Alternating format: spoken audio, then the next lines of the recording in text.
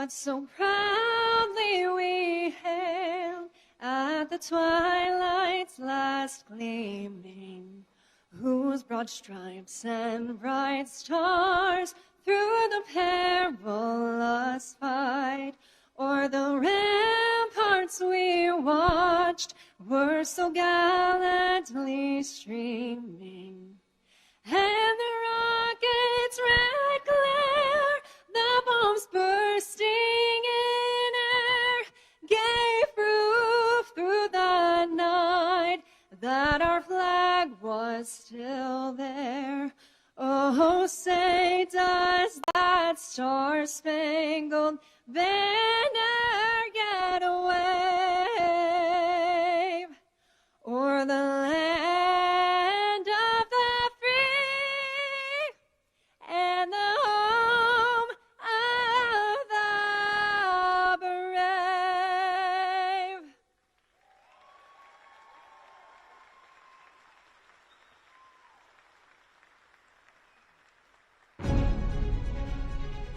From low Earth orbit to the moon and beyond, these explorers represent the United States' future into the cosmos. Please welcome your NASA Astronaut Corps.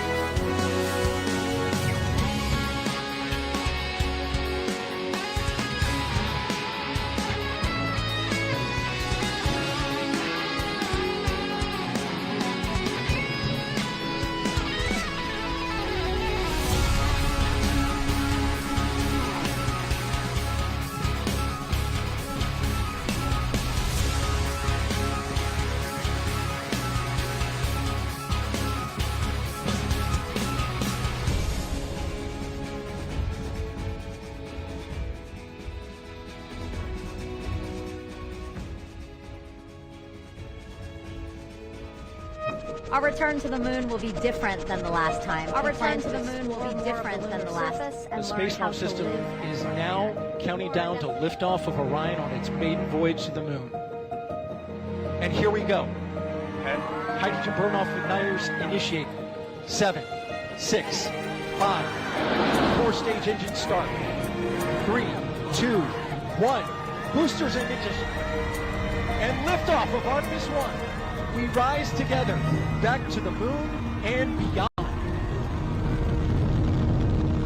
We are all part of something incredibly special, the first launch of Artemis.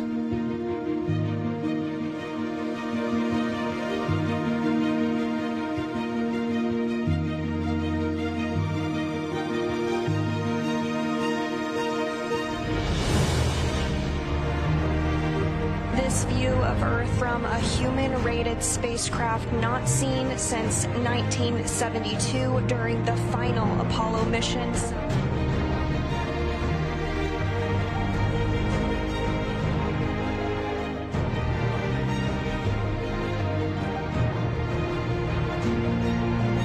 Distant retrograde orbit. We're going to be about 38,000 miles away from the lunar surface. We're going beyond anywhere we ever went for Apollo.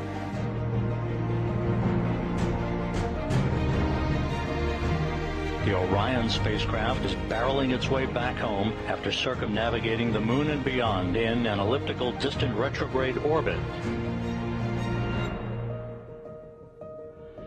Splashdown. Orion back on Earth.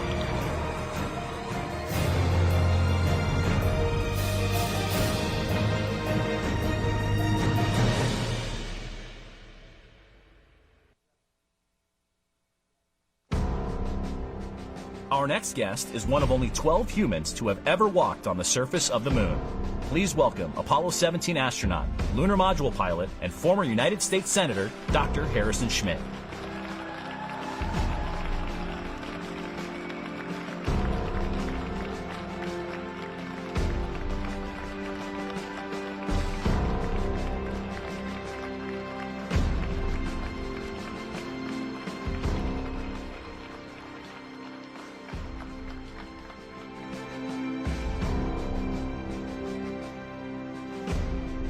I'm not as tall as I used to be.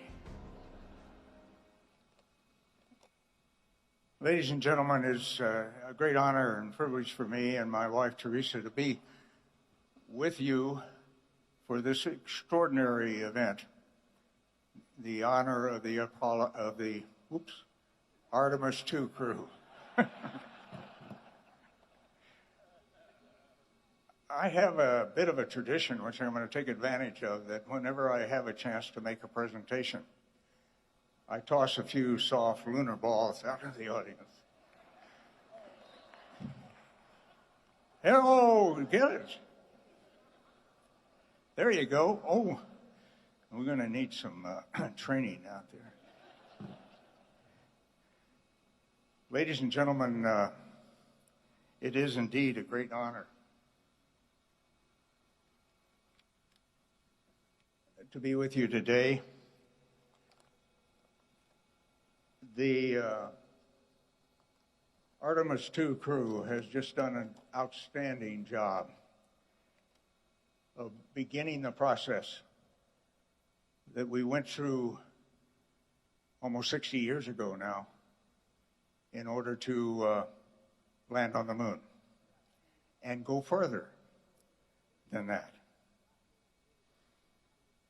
As did those before us in the Apollo program and subsequently, we just rode the tip of the spear that was held by hundreds of thousands of Americans and indeed by their families. They jointly made Apollo 17 the most productive lunar exploration mission that we have ever had, soon to be surpassed, right guys? Soon to be surpassed by Artemis. Now, I'd like to have those of you in the audience to raise their hands, and that should be just about everybody, who's either themselves or their families participated in Apollo. And that doesn't include the taxpayers, of course. It really was a remarkable time. Apollo 17 success, as the success of all the other missions, was owed to the patriotic dedication, the courage, the competence of young men and women, who designed and built and managed and trained and planned each of the Mercury, Gemini, and Apollo missions. It was an extraordinary privilege for me to be part of that, almost through most of Apollo, certainly the latter portions of it. Now, I'm often asked what it was like to stand on the moon for the first time, and what caught my attention was this valley we landed in. And I only hope that the astronauts behind me will soon surpass the view that I had of a valley deeper than the Grand Canyon. The mountains on the north went 5,000 feet plus above us, above the floor. The mountain on the south, the so-called South Massif, was 7,000 feet plus above the valley floor.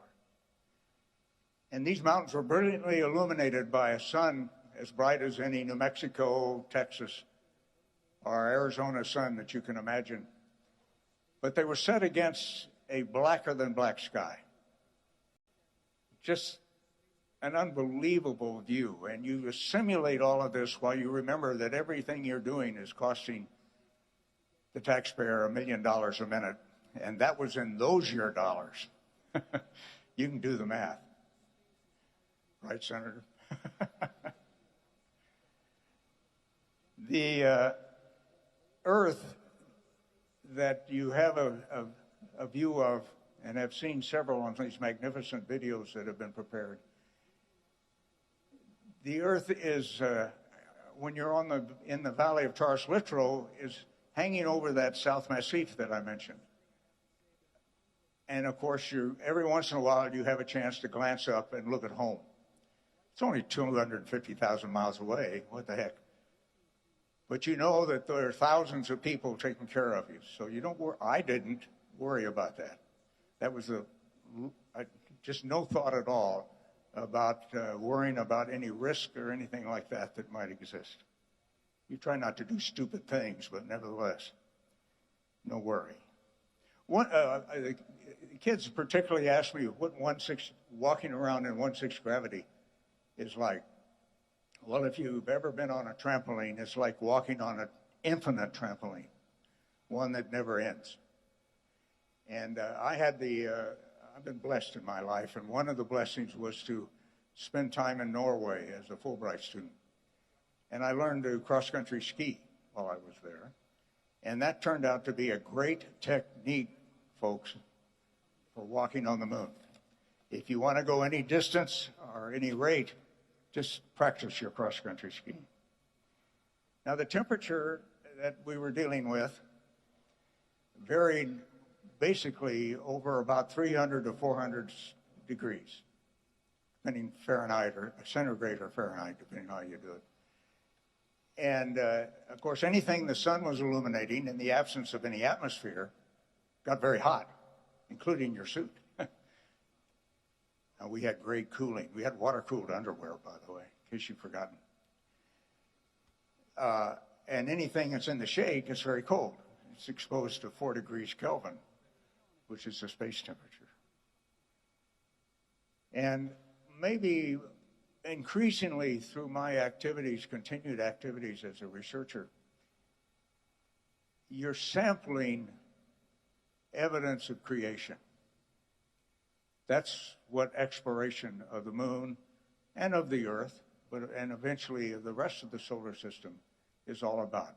We are sampling creation. God is on our side, folks. In this infinitely complex movement of freedom into the solar system, and I'm absolutely convinced he wants us to go farther. Now, he's also on our side as well as the infinitely equally complex challenge we have in the preservation of freedom here on this planet. And I'm sure Artemis will continue to do what is required and will make God proud of these critical endeavors. And I want to, in advance of his appearance, thank President Trump for the fantastic support that he has given to space exploration and settlement. God bless the United States of America. And it is now my pleasure to introduce Colonel Matt Anderson, the Deputy Administrator of NASA. Thank you, ladies and gentlemen.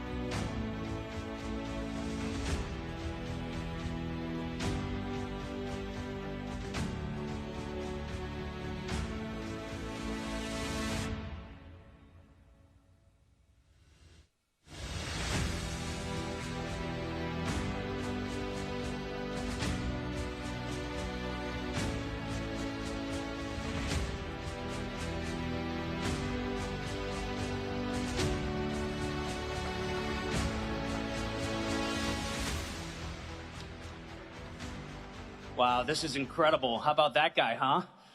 What a legend. We have a bunch of friends of NASA here this morning and a bunch of patriots as well. Thank you all for coming.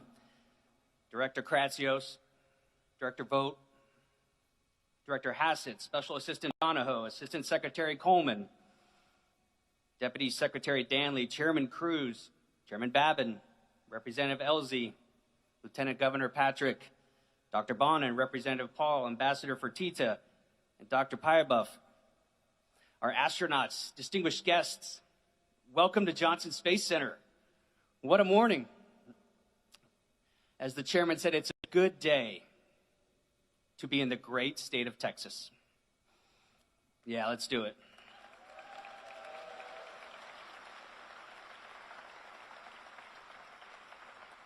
For more than 60 years, this center has served as the heart of human spaceflight.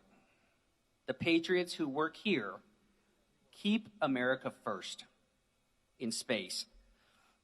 And I'd like to start by giving them, and frankly, all of our NASA rock stars around the world, a warm round of applause if you join me.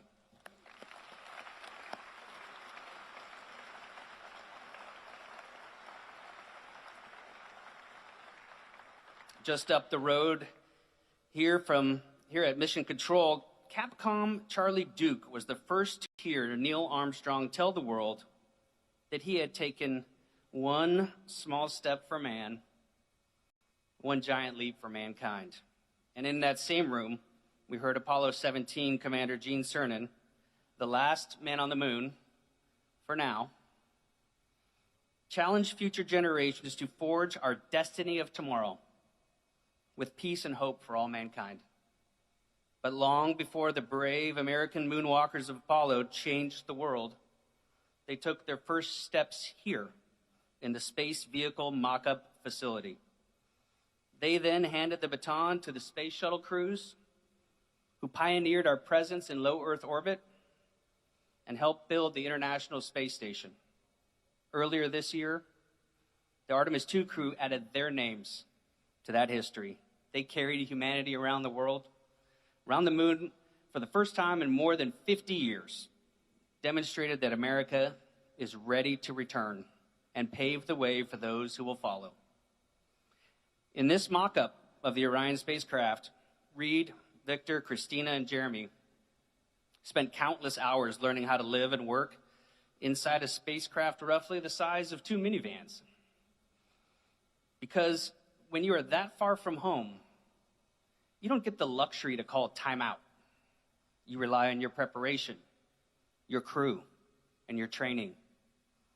That is what human spaceflight demands.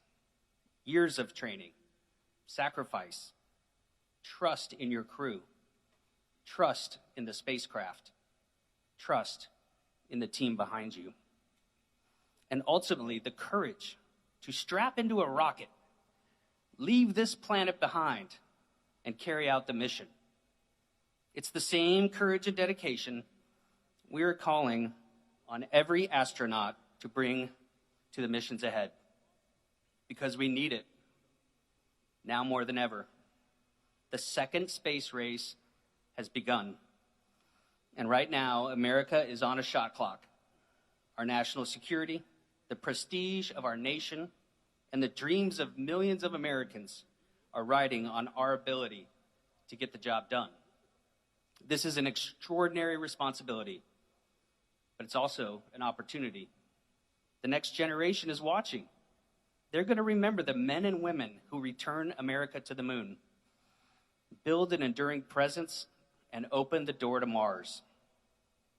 But none of this would be possible without strong leadership from the top. President Trump ignited the golden age of exploration and discovery. He gave us the vision. His Working Families Tax Cut Act gave us the resources. And the Artemis II crew took the first steps. For their courage and service, today the President will present this crew with the Congressional Space Medal of Honor. But before I bring them out, we'd like to give you a recap of what it took to earn this honor.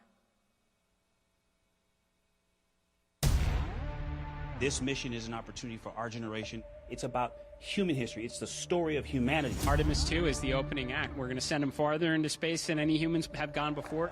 The question isn't go or not go. It's are you going to lead or are you going to follow? We are going for our families.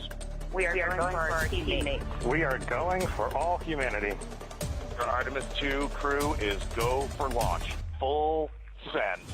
Let's go. 3, 2, 1. Booster ignition. And liftoff. The crew of Artemis 2 now bound for the moon. Humanity's next great voyage begins. Our greatest chapters are yet to be written. Go Artemis 2! This is a test flight, and so every single system aboard Orion is getting tested by humans for the first time.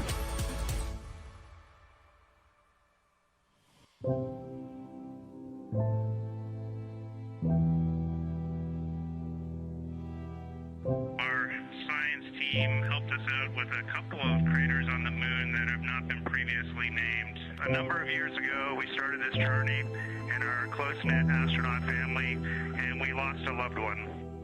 There's a feature in a really neat place on the moon, and we would like to call it Carol.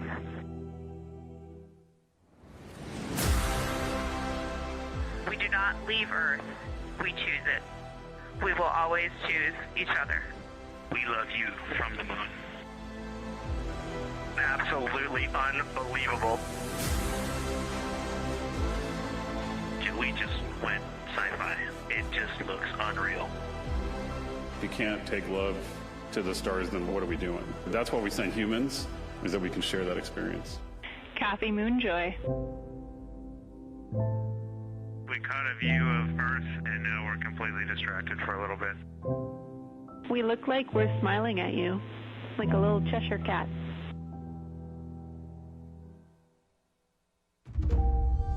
We all just had that weird vibe of backing up and we were getting sad. Oh, we feel it too, but we'll be happy to have you back.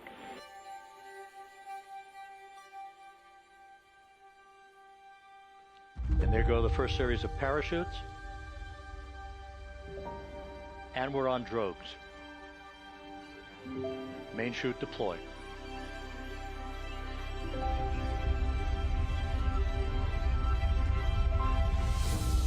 Splashdown confirmed at 7:07 p.m. Central Time.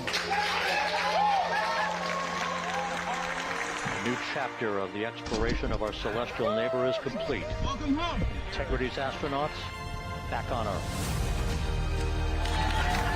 We took your hearts with us, and your hearts lifted our hearts. The golden age of exploration has begun, and we are just getting started. America, ladies and gentlemen, it is my privilege to bring to the stage Mission Commander Reed Wiseman, Pilot Victor Glover, Mission Specialist Christina Cook, and Mission Specialist Jeremy Hansen. Give it up for your crew of Artemis 2.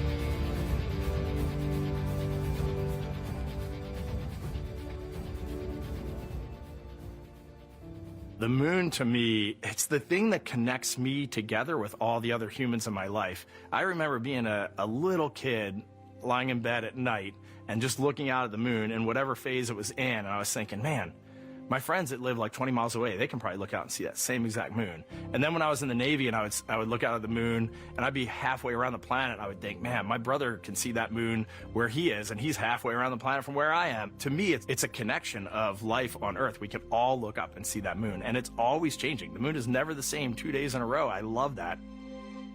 My name is Reed Wiseman. I'm the commander of NASA's Artemis II mission around the moon. I grew up in a little town just north of Baltimore, Maryland, about 20 miles north of the city. There was a National Guard base nearby my house, and there were A-10 aircraft that would fly over every now and then. I just would look up at them and be like, man, I want to be up there. I want to go do that. And then my brother went to the Naval Academy, and I would go every year and watch the Blue Angels fly during commencement. And that just started to grow and grow and grow. For a while, I wanted to join the Air Force, and then I realized Navy flies as well, and they fly from ships in the middle of the ocean. And that was it, like, done deal for me. That is exactly what I wanted to do for my career. Flying is freedom to me, especially when you're in a jet aircraft coming off of an aircraft carrier in the middle of the Pacific Ocean. Nearest land is over 1,500 miles away. So when you come off of that aircraft carrier, you are truly just alone with yourself out there. It is a magical experience to be out there all by yourself in an aircraft over the Pacific. It's free. I think anybody who accomplishes something that they set their mind out to, there's no one thing that does it for them. It's a combination of everything. I mean, the way my parents raised me, the way my brother and I, the way our relationship developed over time, my friends, being in the marching band, going to college, setting my own course, learning how to live on my own, being mentored along the way, being, kept on the path to success, but being given the freedom to, make excursions and fail every now and then and regroup and carry on. I think all those things come together in the end to get you where you are. I've had to overcome, I'm a human being. I've had to overcome a lot of fears. I'm pretty scared of heights. I joked about that on the International Space Station, but it turns out I'm only scared like at the edge of a building. When you're up on the International Space Station, even though you're 250 miles up, I never had that feeling of falling or that I was, at risk up there. I just kind of loved the feeling of floating and looking down at Earth. There have been challenges all throughout my life. By far, the biggest challenge was losing my wife in 2020 to cancer and now raising two daughters who are grown up now, but that's been the biggest challenge by far I've ever had to face. It is not easy. Being an only parent, trying to work a full-time job, and raising two kids is something that I think about every single day. I'm very proud of the work I've done. I haven't always done it well, but I've always shown up and tried as hard as I possibly can.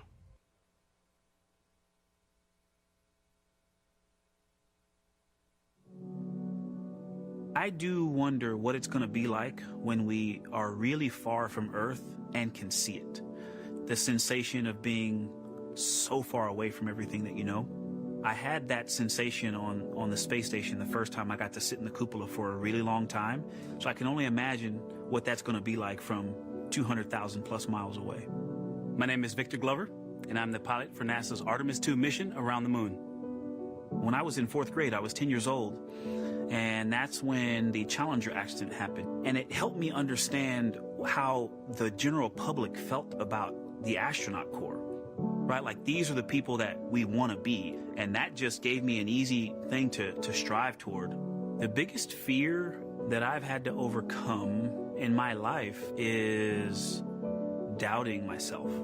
Going to college when no one in my family had gone to college was a huge risk. I had more confidence in my athletic ability than in my academic abilities. I could play football with those college students that I saw on TV, but my classmates that I saw in the lab and around the University Union, I didn't know if I had what they had. I think addressing that self-doubt was a part of, swinging for the fence and trying to go get an engineering degree, not just go to college, but get an engineering degree and then go do something challenging and technical like flying. Apollo is known for sending humans to the moon. Artemis has an opportunity to continue the Apollo story, but I actually think it's important for this story to stand on its own. Artemis is a new program, and we're trying to do new things. And it's great to compare and contrast. When you look at our spaceship, you can see parts that were designed, built, and integrated in another country. When you look at our crew, you see that our crew is international. There are also men and women. And I just think that comparing and contrasting makes the story even richer. The piloting role specifically, I will have an hour and a half or so where I get to fly the spacecraft by hand. We haven't flown that many spaceships. And so the ability to fly one actually in space on a test mission is just a really unique opportunity. I can't tell you how I'm going to feel when we fly by the moon and see the moon up close and the Earth from 250,000 miles away, but I don't use the word excited because I'm focused. You know, what we do, this is very serious and it's very risky, and we are all intimately familiar with that risk. And so if we go out there and we're successful and we can pass that baton on to Artemis 3, that's something to really be excited about.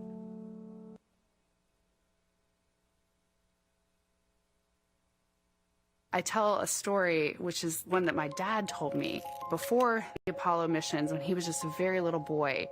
He was looking up at the moon with his mom, and his mom said to him, "Don't worry, Ronnie, we'll never get there." Fast forward maybe 70 years later, it's his daughter that's actually going there. And I think that long arc is something that we can all learn from. The idea that the seemingly impossible becomes possible if you just believe in it and are willing to work hard and come together to achieve it. My name is Christina Cook, and I'm a mission specialist for NASA's Artemis II mission around the moon.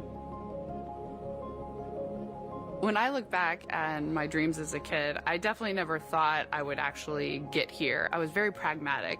Even though I'm a dreamer, I knew that the odds were way against me again, so I might as well do something I'm loving in the meantime. I definitely loved science and math in school and, did pretty well in those things, but I also loved being active. I was always outside. I loved things that made me feel small. I loved looking at the night sky, oftentimes between the pine tree branches, or I loved the ocean. North Carolina also has mountains, and when we go there, I just love the vastness of all of those things. I loved how they made me feel and what they made me think about, and the vastness of the universe and how much out there was to learn.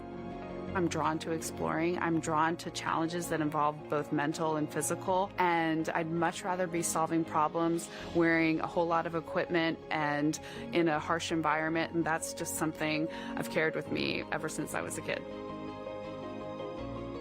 Thinking about the fears or challenges that I've had to overcome, there are just so many. I mean, basically, it's just been, that has been the journey. I always say to people, do what scares you, and that means I have to follow my own advice. So doing what scares me meant getting on a plane and going to the Antarctic, getting on a plane and going to study abroad in Ghana, applying to become an astronaut, opening the EVA hatch in the airlock and going out of it into the darkness, strapping myself onto a rocket. And so for me, I think that no matter what the challenge, recognizing that if people believe in you and you believe they believe in you, the challenges seem always a little bit easier.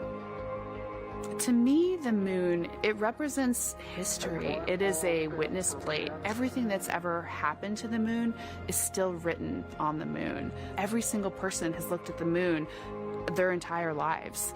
We see the same moon. That's something really special. It's just the epitome of a symbol of something that's in each of our hearts, but that's also represents exploration and reaching.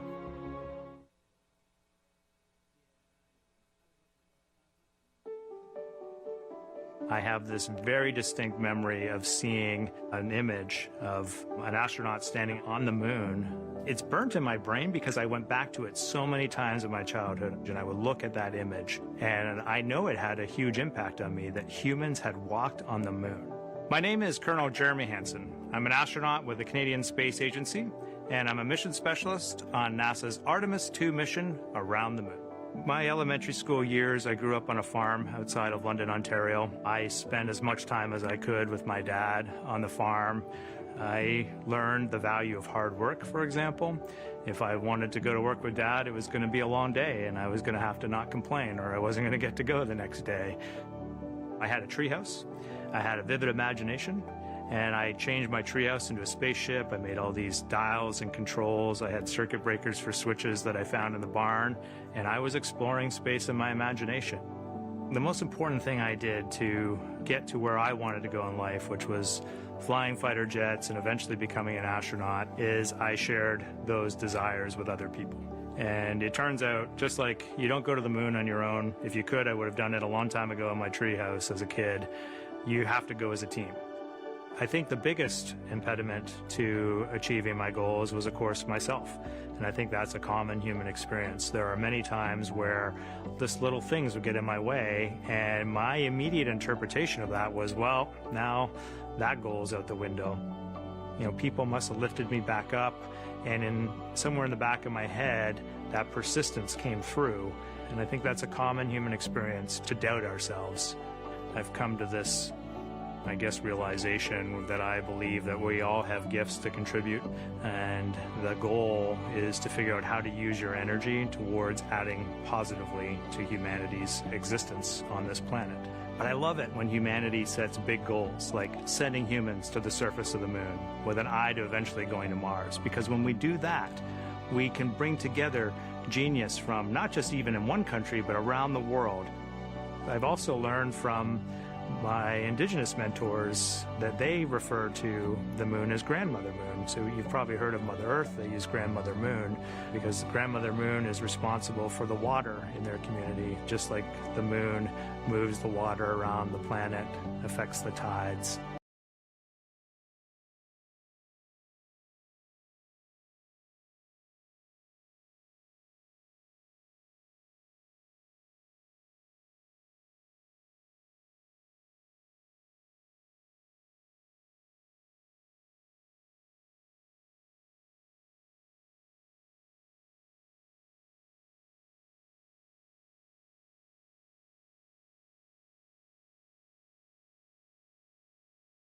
And I think that's a really beautiful thing for us as we go back to the moon, to think about all the different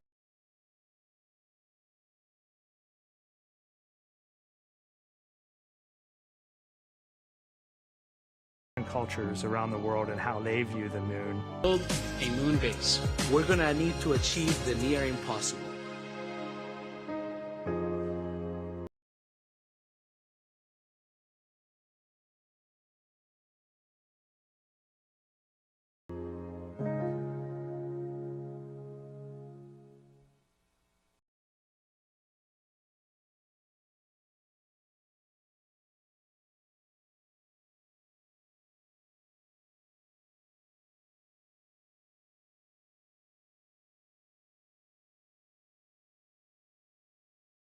NASA is building a moon base, a place where astronauts will live. We're traveling The near impossible. We're traveling across the country to meet the companies building lunar landers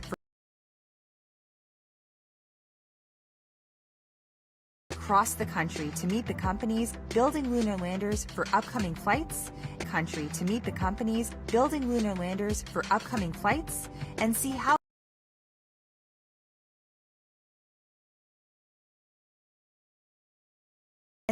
they're preparing for their next missions. So what we're looking at right here is, like you mentioned, our Blue Ghost Mission 2 lunar lander.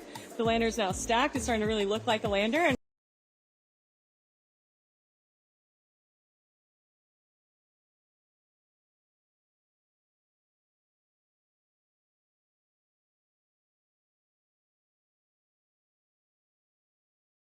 we're getting ready to install our electronics and all our payloads so that we will have put into orbit. So it'll be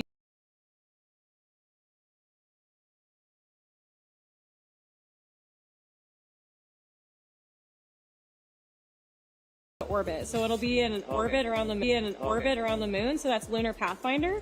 We have a rover on board. Super excited. Yeah, so that'll be our first mobility payload that we have. So all of those, and then you're so that'll be our first mobility payload that we have. So all of those, and then you're implementing all of the lessons learned because we have all that great data from Blue Ghost Mission 1. So it does feel easier. So it feels like the wheel is starting to really turn a lot faster, and then we've got these other moon-based lander that's going to the moon. It's also humbling. It's like, hey, we did it one time, but now we need to do it 2, 3, 4. We need to keep doing it and keep upping the bar and getting better each time.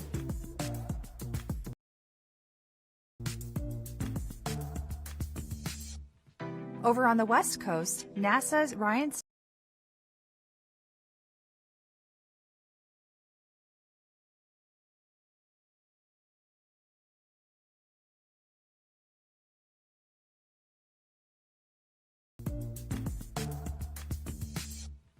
Over on the West Coast, NASA's Ryan Steffen is at NASA's Jet Propulsion Laboratory in California, where Voyager lunar to basically take equipment in infrastructure level capability and deliver that to the lunar surface. It's also landing in the South Pole, where the terrain is a little bit harsher, it's a little bit more dangerous to land. That's the lunar surface. It's also landing in the South Pole, where the terrain is a little bit harsher, it's a little bit more dangerous to land. It requires precision navigation, guidance, and control to land in safe locations. This lander will be taking a total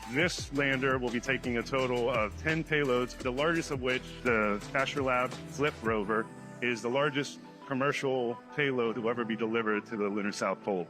So we're thousands of miles away from where you guys assembled the spacecraft. Why did you decide to bring this out to Southern California? Jet Propulsion Laboratory has some of the best, most capable environmental testing facilities in the world, and for a lunar lander this size, really what we want to do is test the space to measure the mass of the vehicle, the total mass, the center of gravity, the moment of inertia, the mass of the vehicle, the total mass, the center of gravity, the moment of inertia, so that we know the exact configuration of the flight on the ground here while we have the chance before we launch later this year. It'll be exciting. On the East Coast, NASA's Courtney Beglin is at Blue Origin's testing facility in Cape Canaveral, Florida, to see the latest on the Blue Moon Mark 1 lander. Mark 1 serial number 1 to apply to the human landing missions of Artemis. So it's our liquid oxygen, liquid hydrogen systems, it's our precision landing capabilities, it's also our ability to offload large amounts of cargo. I see a lot of people working on this lander. Can you tell us what is left for this lander in order to make it fly? We just completed our thermal vacuum testing at Johnson Space Center in February of this year. We then brought the vehicle back. We did a number of tests. We first tested our RF compatibility with the TDRS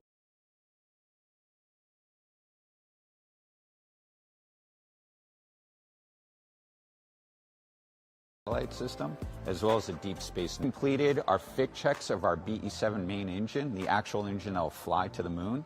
That went perfectly. And so we're now closing up these tests and we'll be ready for New Glenn. As you know, we had the mishap at the pad with New Glenn. The team there is making phenomenal progress. We are working to have serial number 1 ready and stored and ready. We expect that launch to occur in Q1 of 2027. And once that's complete, we'll now continue on to serial numbers 2, 3, and 4.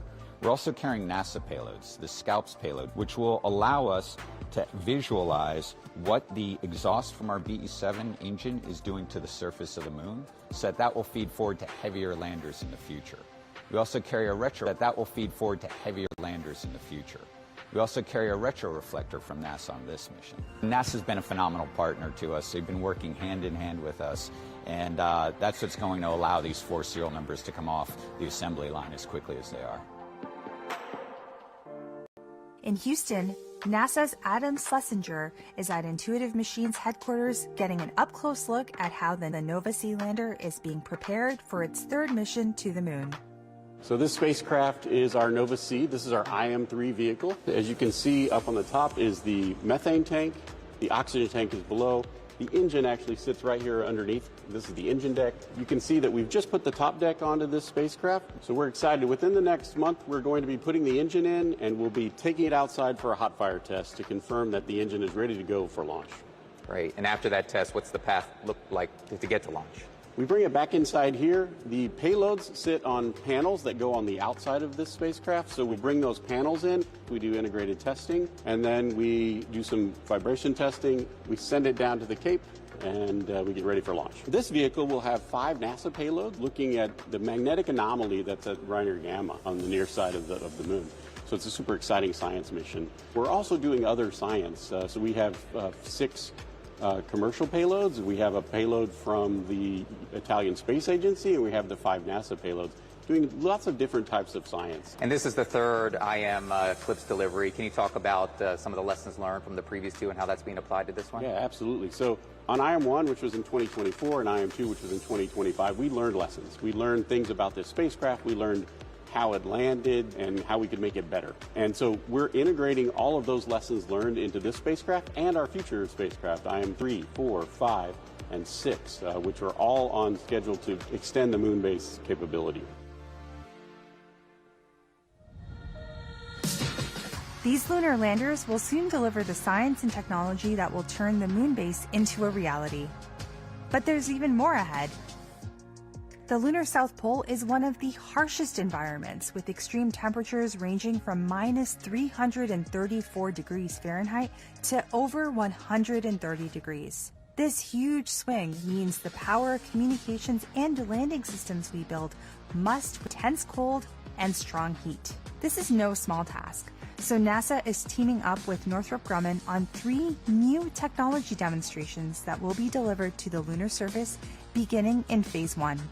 The goal is to reuse key power delivered to the lunar surface beginning in Phase 1. The goal is to reuse key power, avionics, and communication systems originally developed for the Gateway program's HALO module. These test missions will give new purpose to existing hardware to help build the infrastructure that Artemis crews and robotic explorers will depend on at the moon base. This is only the beginning. Continue to follow along as we bring you up close and share details about what's on the horizon as we build humanity's moon base together.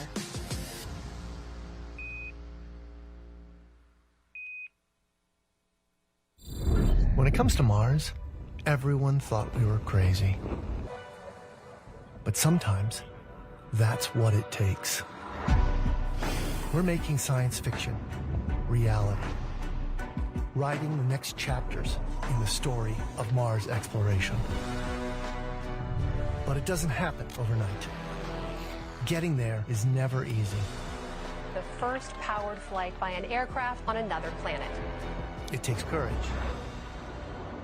creativity, resilience.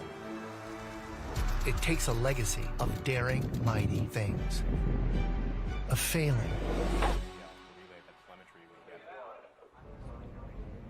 come on, listen, hear me out. And picking ourselves back up. We've been here before. Decades of success. Building the future isn't for everyone. But for us, it's written in our DNA. We are the architects of the impossible. And on Mars, we've only just begun.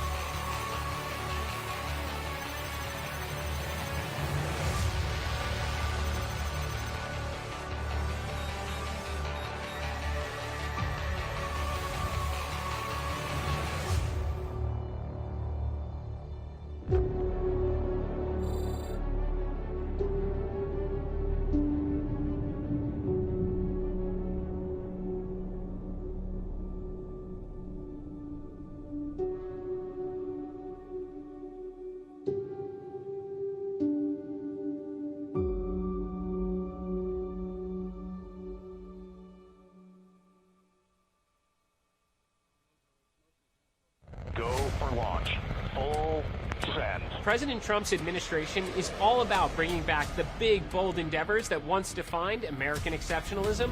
That's one small step for man. And NASA is very much on board.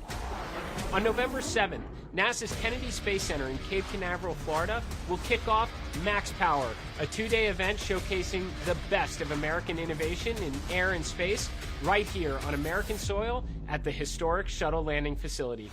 Max Power will feature space hardware, NASA and DOW aircraft, interactive mission simulators, moon rovers. You're going to have Apollo astronauts there, Artemis astronauts will be there, behind-the-scenes experiences, one hell of an air show, and maybe even a rocket launch or two. As we honor America's 250th birthday, Max Power will help set the stage for the next 250 years of American engineering greatness. Together with our collaborators, this will be an event remembered for generations. You can head to nasa.gov/MaxPower to learn more, and I'll see you on the flight line.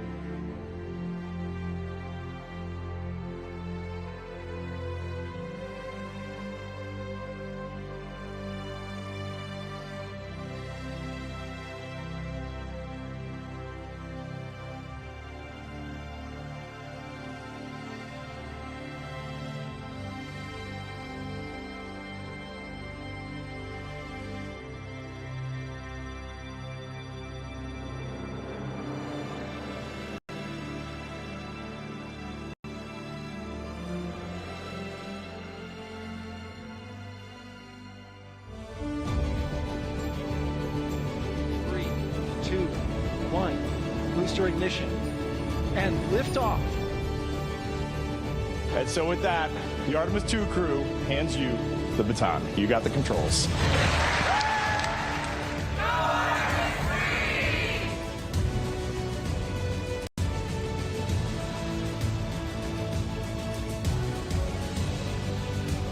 There's only one primary goal of Artemis II, is to prepare this spacecraft for Artemis III. And then we're going to go hand off that baton to Artemis 3 and then cheer them on full-throated. I hope that people recognize that Artemis II was the stepping stone for something so much greater.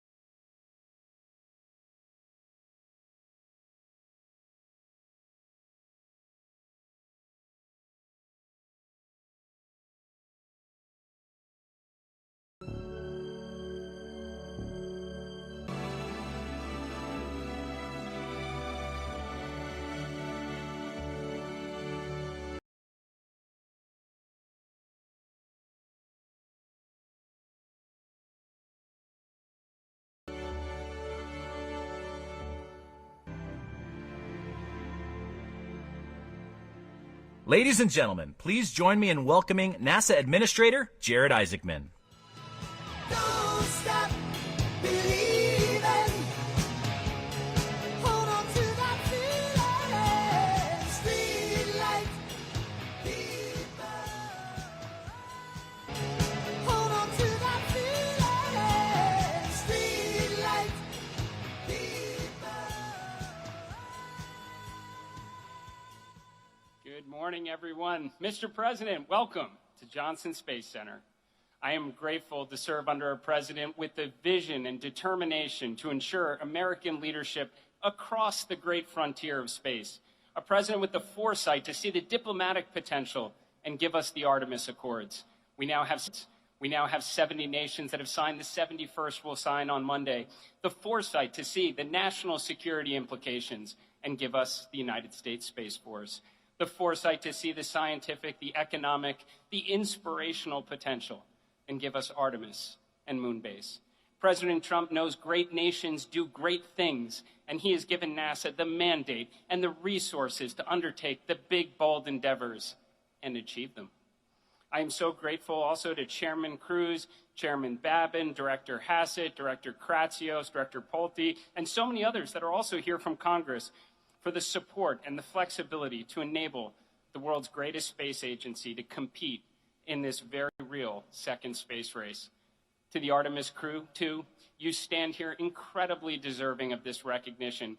Thank you for showing us the moon again, for showing the world your humanity, and for passing your knowledge and the baton to the astronauts who will follow in your very accomplished footsteps. There are no finer humans we could have sent as our ambassadors to the stars.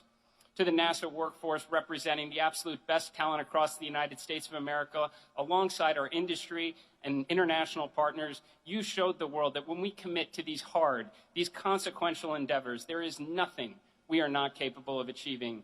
And as we take this moment to reflect on what we have accomplished, let us look to where we go from here.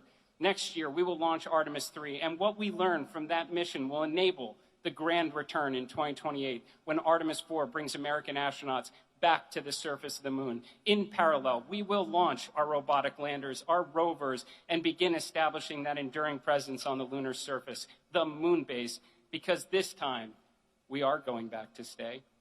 We are not slowing down, Mr. President. This is an energized NASA, determined to do extraordinary things in and out of the atmosphere. We are rebuilding the X-plane fleet, launching more missions of science and discovery in the years ahead. And, sir, in late 2028, SR-1 Freedom will launch, and America will finally get underway on nuclear power in space. And at that moment, we will be one step closer to that next giant leap you called for during your inauguration speech when American astronauts plant the stars and stripes on Mars. Along the way, we will pursue the secrets of the universe, unlock the economic potential of space, ensure our national security in the ultimate high ground, and inspire the next generation to carry the fire of exploration even further. Ladies and gentlemen, we are here with your Artemis II heroes. This is your National Aeronautics and Space Administration. This is your president, the President of the United States of America, Donald J. Trump. And I'm proud to be an American, where at least I know I'm free. And I won't forget the men who died, who gave that right to me. And I gladly stand up next to you and defend her still today. 'Cause there ain't no doubt I love this land. God bless the USA.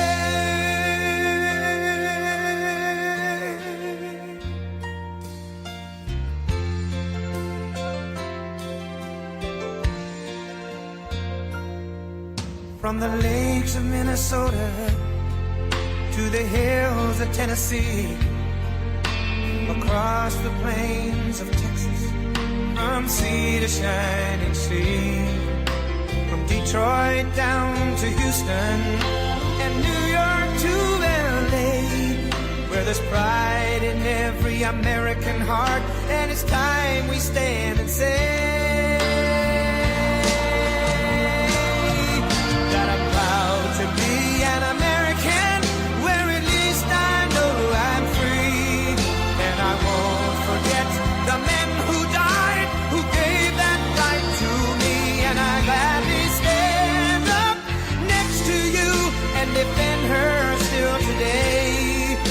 'cause there ain't no doubt I love this land. God bless the USA.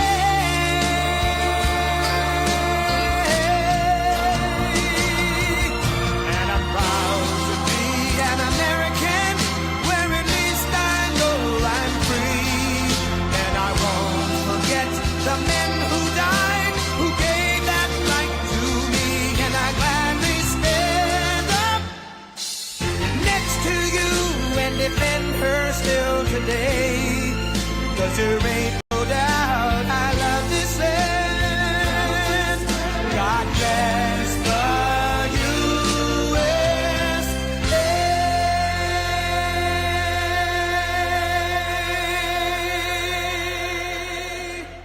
Thank you very much, and thank you to Jared. He's unbelievable. That man is unbelievable. I want to thank you to the to the men and women of one of the most legendary landmarks anywhere in the world, the Johnson Space Center. Very special place. It's an honor to be here. And it's a place that is a monument to grit and determination and pure American excellence, and produced some of the greatest achievements in human history. And I have no doubt that under this great administrator and all of you people, you're going to have no question it's going to go further than it ever has. I really believe that. Or I made a big mistake in getting it going again, because I had to get it going. It was a little bit not going too well. You know that better than I do. We gather here on these historic grounds, though, to celebrate the immense courage and service of 4 intrepid space heroes whose sense of daring and adventure led them further from Earth than anyone has ever traveled before. Incredible. That was an incredible evening. For us, it was evening. A lot of different times all over the world. But for me, it was evening, and everybody stopped. I was at a very important meeting with the biggest people in the country, maybe some of the biggest people in the world, and somebody said, "I'd like to watch Artemis." I said, "You would, really? Right in the middle of our meeting, you want to watch?" And we actually had a television pulled up, and everybody was spellbound. Somehow, maybe it's Jared, but somehow that just caught the imagination, and we watched every minute of it. In fact, the meeting was a disaster, because after that was over, they were so excited, nobody did anything. So it was a total waste of time, but what can I tell you? But it really brought spirit. There is a spirit that we didn't see in this space so much, and now you've really brought it back. And today we're proudly awarding the Congressional Space Medal of Honor to the remarkable crew of Artemis II. Please join me in congratulating Commander Reed Weissman, Pilot Victor Glover, Mission Specialist Christina Cook, and Mission Specialist Jeremy Hansen. Great people. Thank you. Congratulations.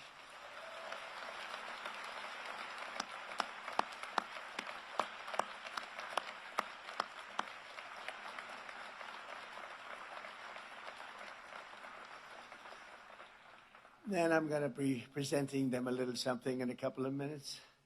But these astronauts did not do it alone. I want to salute all of the engineers and scientists, launch and landing specialists, everyone at NASA who helped make this mission a great success. I had an uncle who was a great scientist, a great man. He was at MIT for 41 years, Dr. John Trump, and he loved space. He used to tell me about space. He would throw in the word nuclear every once in a while, but he loves space. We have genetically, I believe in that stuff. I love it. I find it so interesting, so amazing. It's very special.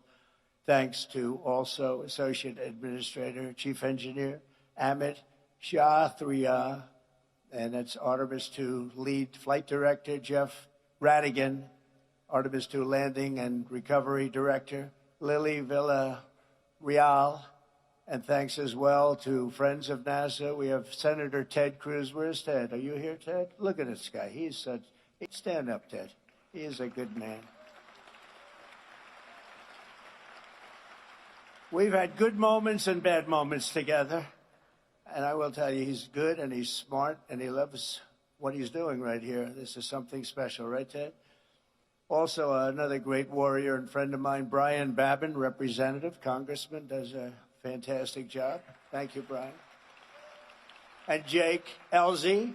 Jake, thank you. What a group political, so I won't, but I will tell you, from 2015, everyone thinks I ran in 20, I actually announced in 2015, Lieutenant Governor Dan Patrick called up. He said, I want to be the chairman of your campaign in Texas, and you've never left, right? And we won it in record votes. Nobody came close.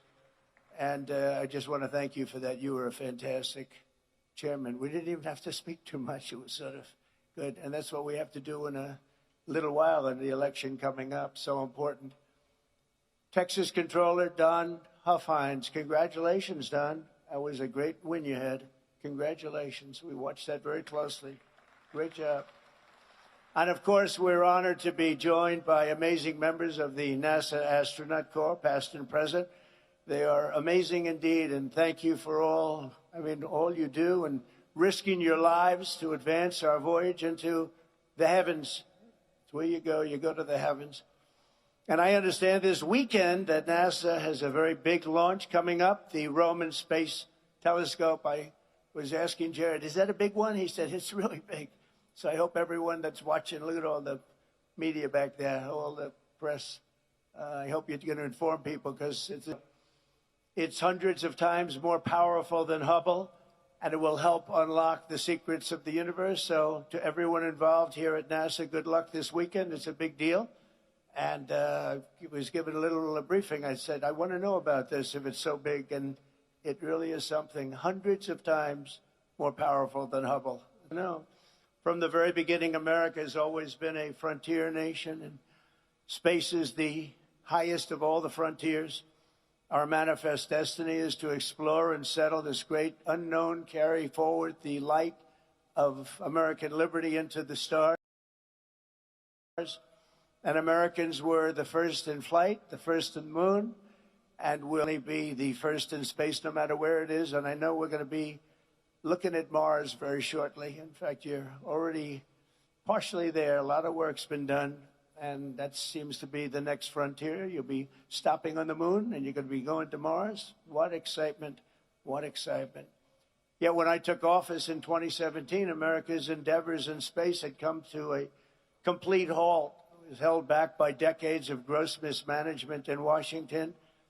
You had Peter, well, maybe they didn't like it. Maybe they didn't like the concept. I don't know, but it was certainly not anything. It was very embarrassing, actually, what had happened. Not only had the United States lost its ability to send our astronauts to the moon, but under a number of administrations, I have to tell you, but in particular the Obama administration, we even lost our ability to send astronauts into orbit at all. We had no ability in space whatsoever. We totally lost it with everything we spent, with all of the talent and all of the genius and all of the money. We had nothing. And when I got here, I came here, I went to Florida, I visited a couple of the places. I wanted to see what was going on. NASA was closed, absolutely closed. There was almost nobody there. It was like an empty building, not a good look. And I went down, I looked at Kennedy Space Center in Florida. In particular, I saw something that you rarely see. They had grass growing out of the cracks in the runway. You had a runway that was all broken up. It was all bad. I know all about that from being very good at construction. You had the cracks in the runway. We had grass growing out of the cracks. It's almost hard to do.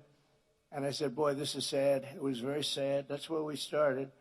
Yet as the world can see today under the Trump administration, we have brought back America's space program and came out of the dark age, and it's now into the golden age. This is the golden age of America, and this is a big part of it.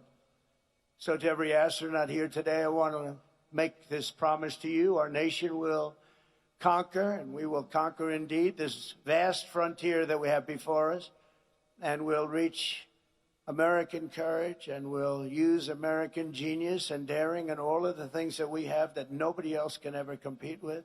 We will explore it, we will tame it, and we will win it. We will always win. In 2016, the United States of America and our government, the private sector, launched just 22 rockets into orbit combined. So we did 22. And last year we conducted nearly 200 orbital launches, and that number will continue to grow very, very rapidly, as you probably know. You know every one of them that's getting ready. There are a lot of them. By embracing competition in the private sector, we freed up NASA to focus on what it does best, leading the cutting edge of exploration and human space flight. In my first term, I signed the orders creating the Artemis program and officially directed NASA to return American astronauts to the moon and then push onward to Mars, and that's exactly what we're doing. And we had a little interlude of 4 years, but somehow it was limping along. It was okay. It was limping along. And now I'm back. And we're doing more than limping. We don't limp. 8 years later, these dreams are really coming through at a level that nobody ever imagined. Nobody imagined what is happening now. And even more importantly, what space has done for our military in terms of offensive and defensive capability is incredible. Don't forget, I was the one that gave you Space Force, and we had no Space Force. And when people heard about it, they thought we were kidding. If they thought it was like comic book stuff, it wasn't at all. It's turning out to be one of our most important branches. It'll be and only getting more important with time.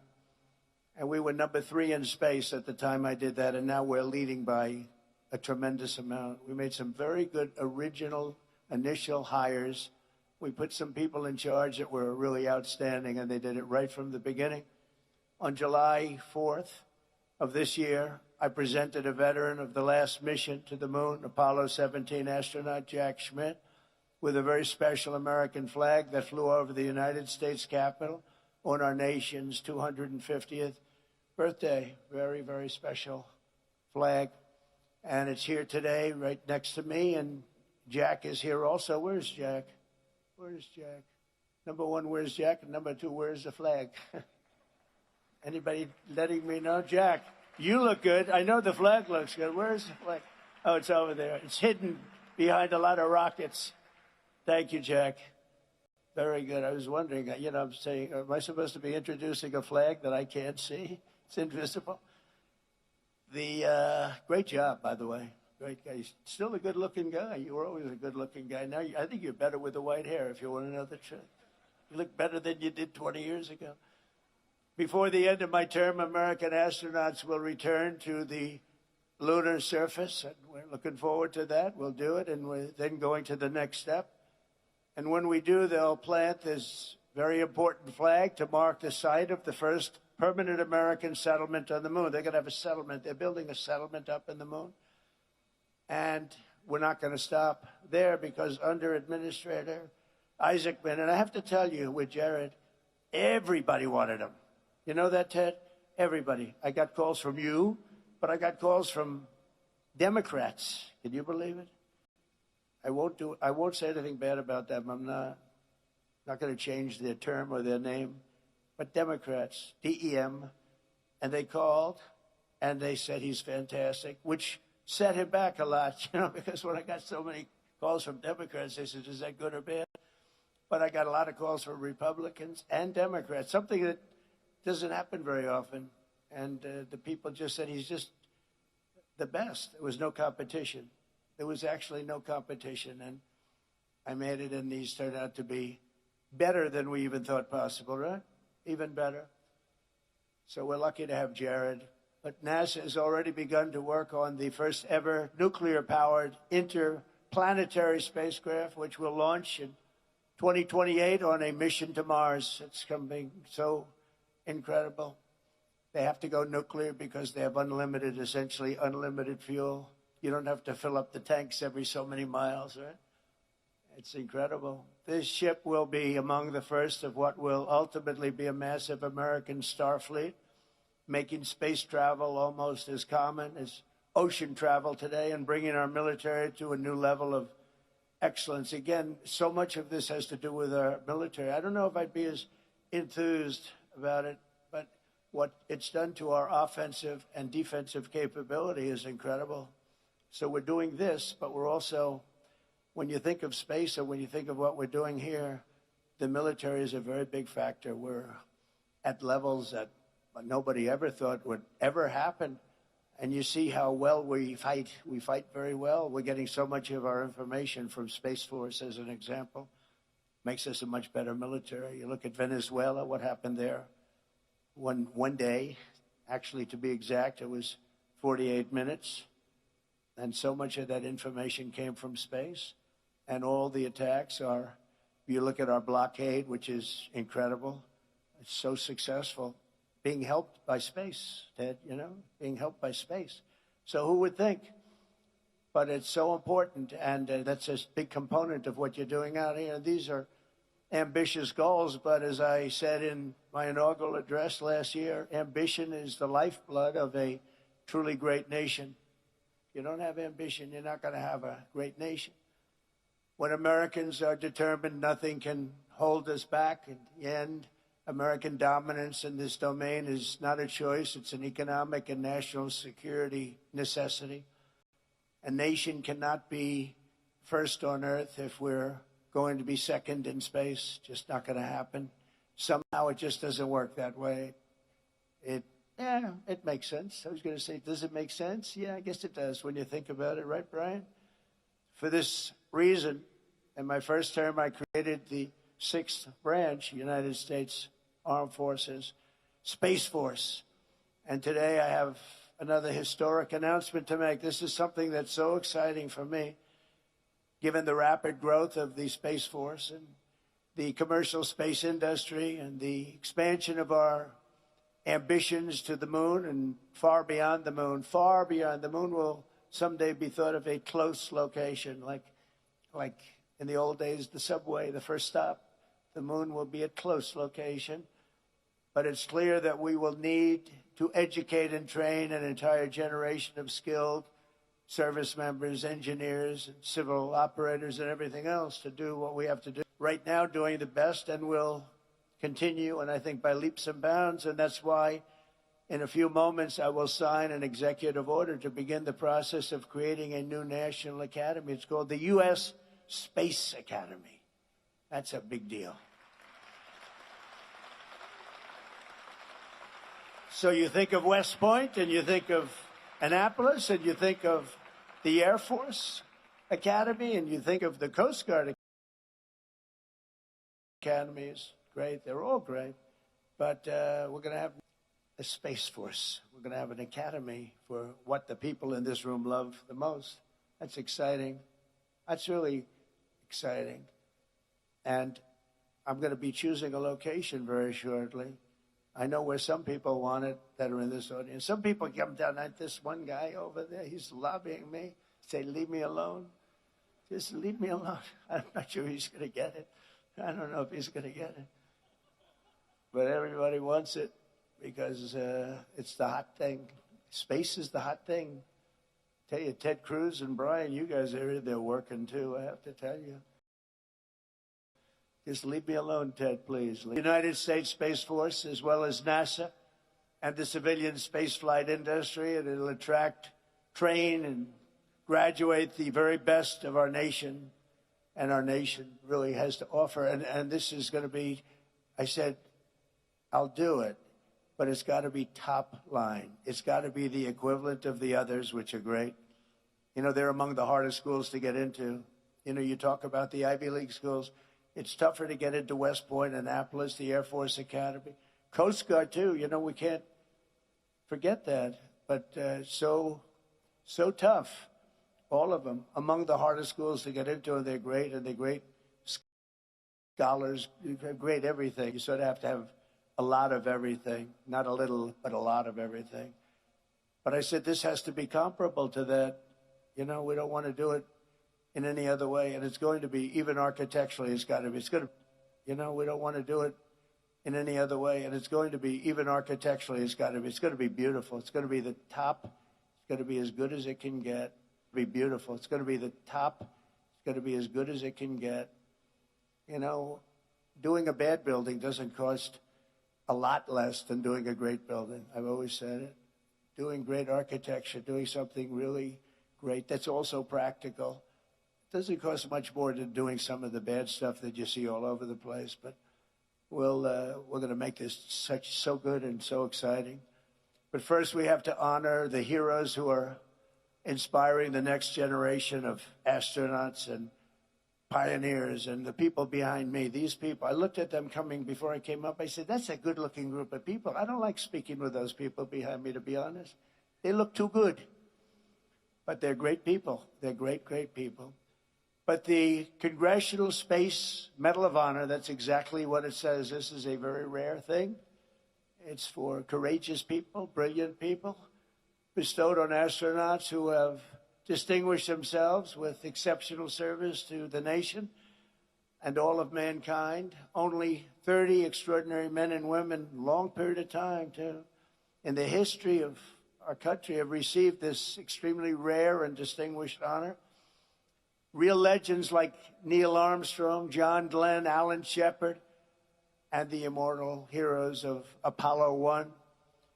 Today we add 4 new names to this elite roster of fearless explorers. That's really what they are when you think of it, fearless explorers. They're very smart. The crew of Artemis II blasted off from Kennedy, NASA's great space center last April and flew more than 250,000 miles from Earth in, very interestingly, our 250th anniversary year. Only Jared could have thought of that, I assume. I hope that wasn't just by luck. I hope they, but it's pretty good. They actually went far beyond what would be the normal target, the furthest anybody's ever been in space. They crossed behind the dark side of the moon and glimpsed sights never seen before, never seen by human eyes, and returned to Earth at 30 times the speed of sound and splashed down in the Pacific Ocean, completing the flawless mission. It was absolutely flawless. Artemis II was led by a Navy veteran, a pilot, a father, and a great patriot, Commander Reed Wiseman. With failing strength and command, he led the crew through every phase of the fight, their safe return to Earth. He was a great leader, respected by everybody.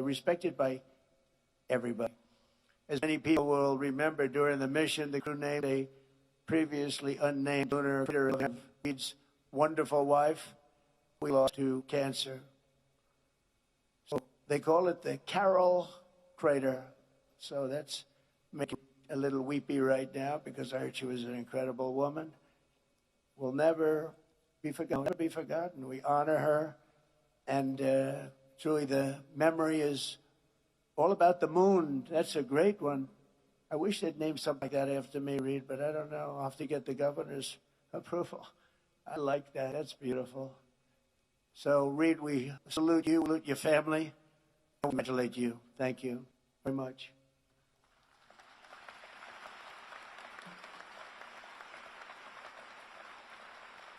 And today we also honor a distinguished naval aviator with an outstanding record as a test pilot.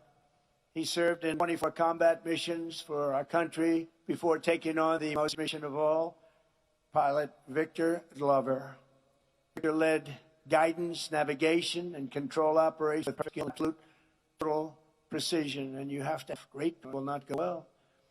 And he did it with the heart faith that brought out this incredible team before the space passed behind the moon and lost communication. And they did. I was watching. There was absolutely none. I said, what's going on? But they lost total communication with Earth for a fairly extended period of time. Victor reminded us all of God's love for her. Thank you very much and congratulations. We also recognize mission specialist Christina Cook, who before this flight had already set a world record for the longest continuous flight ever by a woman in space. Christina led major science and observation tasks, making contributions to future missions and the advance of human knowledge. Christina tells young people, do not scare you. It's an interesting statement. I don't know about that, Christina. I don't know about that, Christina. That's the attitude you have. You want to do this. And that is the attitude she has. I think that everybody standing behind me, the further she went, the sky was really, they say on the trip, is amazing. So, Christina, thank you very much. We appreciate it. Great job.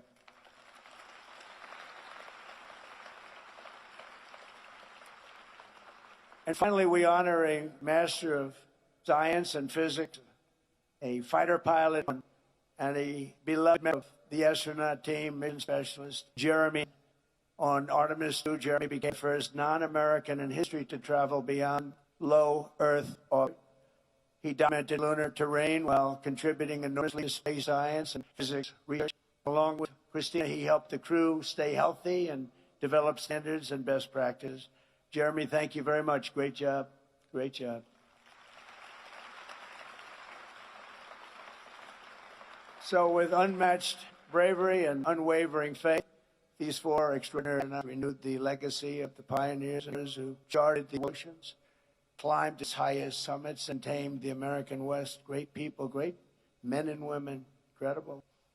That spirit is written into the soul of our nation, and in the daring deeds of these heroes, we're reminded that for America, no aim is too high, no journey is too far, challenge is too tough. In this country, we're limited by our aspirations and the scale of our dream. We have the American dream, and the American dream is back. I think the American dream is back, stronger than ever before. We're doing great. This country is doing great right now. Never did anything like it. 81 stock market highs in 1.5 years. Never been anything like it, including they broke it again yesterday for the 81st time. And $18.2 trillion is being invested in our country from outside countries and interests and people. And we've never seen it. That's why I call it golden age. It's an exciting time. Tomorrow's going to be very exciting. And today, thanks to the crew of Artemis II, the dreams are closer than ever before, and we're on the cusp of an adventure and something that's so special. People have really not imagined anything. It's really, civilization is into the stars. The stars are up there and beautiful, and you're right next to them. You have the courage to be right next to them. People do, leading the way. It's great, great bravery. I want to thank again Reed, Victor, Christina, very special people. And now I will sign the executive order creating the U.S. Space Academy, and then we'll do. Thank you very much, everybody. Okay, gotta pick a good one. Pick a good pen.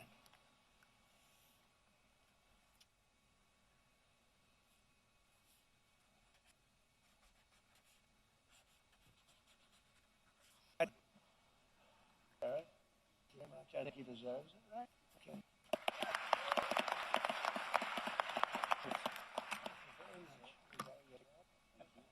Take it around and give out some of the people here.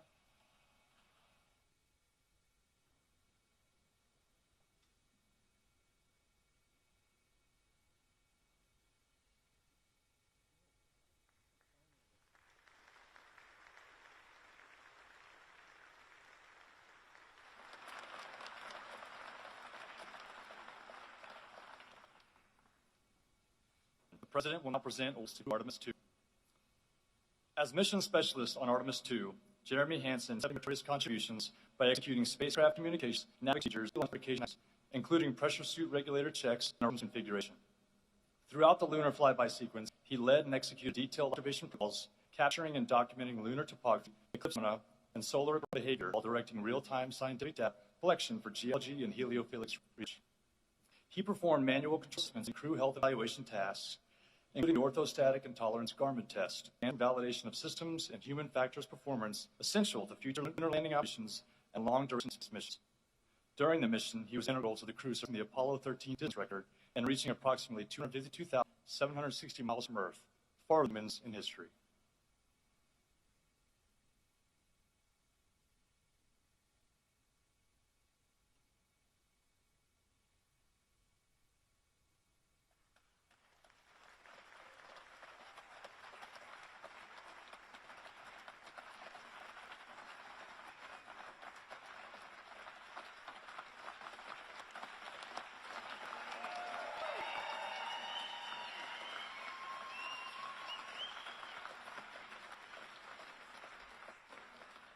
As mission specialist on Artemis II, Christina Cook demonstrated exceptionally meritorious service by leading major innovation